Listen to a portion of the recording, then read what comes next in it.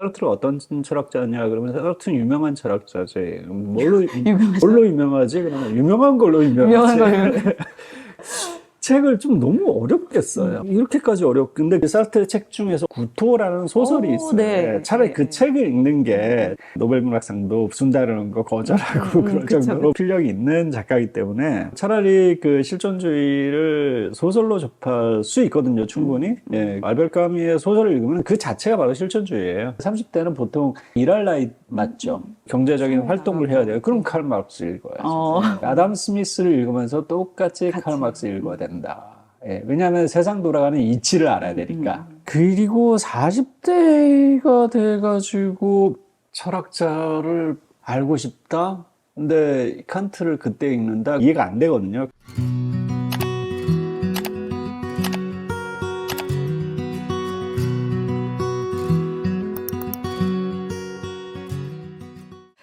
이어서 이 철학자는 정말 미쳤다. 상식을 박살낸 철학자 3인방을 꼽는다면 누가 있을지. 미친 통찰이야. 이거는 우리 시대에도 어떤 식으로든 다시 울릴 수 있어.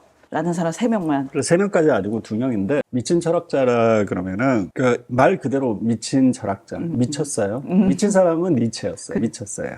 신경증을 앓았고 그리고 정신병원에서 생을 마감을 했어요. 그쵸. 미친 사람이었고 그 니체의 철학은 또 우리 독자들이 많이 읽는다라는 관점에서는 너무나 반갑고 좋은 얘기긴 한데 니체의 철학이 그렇게 우리에게 위안이 되는 콘텐츠로 인식이 되고 있다라는 거는 조금 저는 이상한데 모든 말과 모든 아포리즘이 다 미친 거예요. 정말 상상할 수 없을 정도로 도발적이고 또 혁신적이고 획기적이거든요. 이 사람이 윤리나 도덕에 관해서 이야기하는 거 보면 기가 막혀. 와, 어떻게 이런 기발한 생각을 할 수 있을까? 미쳤으니까. 미치지 않고서야 도저히 나올 수 없는 정도거든요. 예. 네. 그래서 미친 철학자 한 명 꼽는다 그러면 니체. 아주 정말 고도로 숙련된 상태에서 정말 면밀하게 분석하고 과학적으로 사고하면서도 그 정도의 미친 정도의 어떤 철학을 집대성 해준 사람이 그러면 칼 마르크스밖에 없죠. 최근까지도 20세기에 가장 영향을 끼친 인물을 꼽으면 항상 1등이 칼 마르크스였는데 앞으로도 계속 그 정도는 뭐 계속 갈 거라고 생각해요. 상당 기간 동안 그만한 정도의 어떤 사상가가 나오지 않는 이상 그러니까 뭐 소비에트 무너지고 뭐 칼 마르크스는 거의 용도 폐기됐다라고 이야기하는데 물론 그런 면에서 맞아요. 정치학적으로는 사실 그렇긴 하고 사회학적으로도 좀 그런 면이 있긴 있어요. 너무 과대포장된 게 쓱 무너진 면이 있기는 하지만 그래도 인간의 존재와 어떤 우리의 삶을 통찰하는 방식 자체가 완전히 거꾸로 본 거거든요. 거꾸로 보지만 그게 답이었어. 다 이렇다라고 생각했는데 칼 마르크스가 이걸 뒤집어가지고 이런 거야라고 반대로 뒤집어서 딱 보여줬는데 이게 맞았네 라는 거거든요. 너무나 대단한 사상인 거죠. 예, 예. 유물론. 그렇죠. 유물론적 그 세계관 그리고 사적 유물론, 변증법적 유물론 다 마찬가지예요. 그러니까 타고난 어떤 여러 가지 면에서 가치관을 가지고 우리 삶을 만드는 거야. 그리고 내 인격이 형성이 되는 거야. 유실론적이든 유물론적이든 똑같이 우리가 어떤 인격이 계속해가지고 갈고 다듬고 완성되는 거다라고 생각하고 그거를 우리가 자발적으로 능동적으로 하는 거라고 생각하잖아요. 근데 칼 마르크스 아니야. 경제적인 토대가 너희를 만드는 거야. 이 구구절절히 맞아. 이거는 청소년 때 몰랐어요. 그래도 우리한테 중요한 가치가 있는 거고 살면서 겪어보니까 다 맞아. 정말 대단한 쉽게 말하면 이런 건데 그런 통찰을 가지고 세계관 자체를 뒤엎었다. 이런 정도에서는 놀라운 철학자라고 저는 생각을 합니다.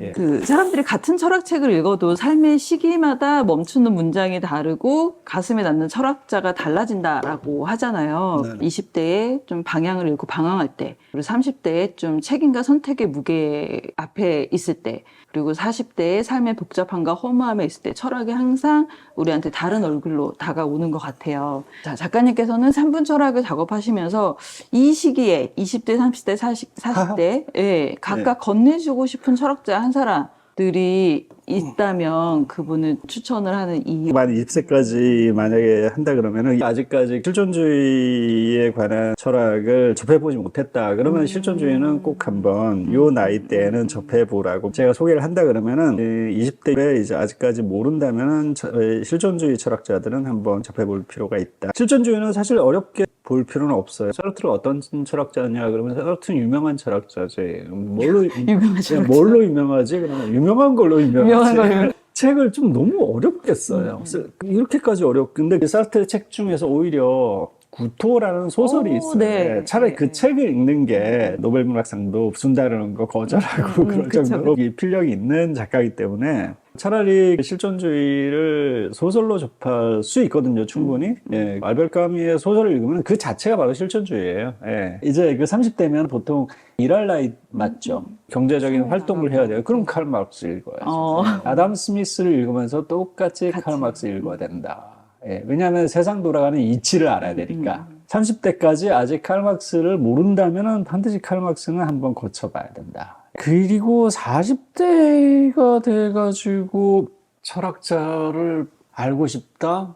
칸트를 그때 읽는다? 그럼 이해가 안 되거든요. 칸트를 재밌게 읽으려고 그러면 그 이전 철학자도 철학사주를 알아야 돼요. 예, 그랬기 때문에 차라리 그러면은 죽음에 이른 병 같은 그런 키에르케고르를 보면 위안도 되고 그리고 또 어떤 삶에 대한 위안을 얻으려 그러면요. 내가 뭔가 위안을 얻으려 그러면은 위기가 전제가 돼야 돼요. 내 삶이 얼마나 위기에 처해 있는가를 직시하게 됐을 때 그 다음에 안도를 찾을 그게 아니라 내 어떤 문제라든지 위기를 모르는 상태에서 안도는 그냥 되게 허상이잖아요. 이게 뭔지 모르는 거잖아요. 예, 그런 점에서는 키에르케고르가 차근차근 처음부터 다 설명을 해놨기 때문에 키에르케고르를 아는 것이 좀 도움이 되지 않을까 이렇게 생각합니다. 마지막으로 작가님의 책을 기다리고 있는 많은 독자분이 또 많이 있잖아요. 네네. 하시고 싶은 이야기가 있다면?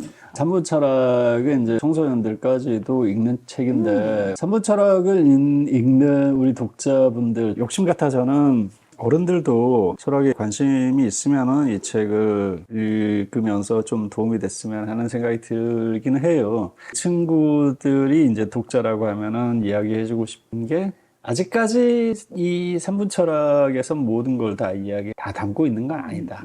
그러니까 이 어떤 면에서는 좀 수박 겉핥기. 이야기하면은 조금 서운하긴 한데 철학이라는 것이 그냥 뭐 평생 살면서 그냥 도외시하고 뭐 나랑 상관없는 거지 하고 한 켠에다가 놔두고 가끔씩 뭐 친구들이나 사람들을 만났을 때에 누가 철학 이야기하면 뭐 잘난 척하고 있네 이 정도로 치부하고 이렇게 해서 그냥 생을 마감하기에는 철학이라는 요 과목이 생각보다 참 쓸만한 거다. 예. 철학 자체에 대해서 좀 관심을 가지면은 그걸 알아나가는 재미를 느끼면은 결코 후회가 없을 거다. 예. 그런 말씀 드리고 싶어요. 그래서 철학을 좋아하고 철학에 뭔가 관심을 갖게 되면 자연히 이상문 철학이라는 책도 있네. 이러고 한번 그렇게 되실 테니까. 예. 작가님께서 좋은 책을 내주셔서 청소년은 물론 철학에 관심을 갖게 됐으니까 한번 읽어볼까? 결코 내용은 만만치 않지만 쉽고 재미있게 읽을 수 있는 좋은 책을 출간해 주셔서 너무너무 감사합니다. 예, 앞으로 더 보강을 해야 될 것 같아요. 예, 지금 다시 보면 부족한 점들도 많고 뭐 조만간 더 보강을 하고 보완을 해가지고 개량해야 되지 않을까 그렇게 생각합니다. 예.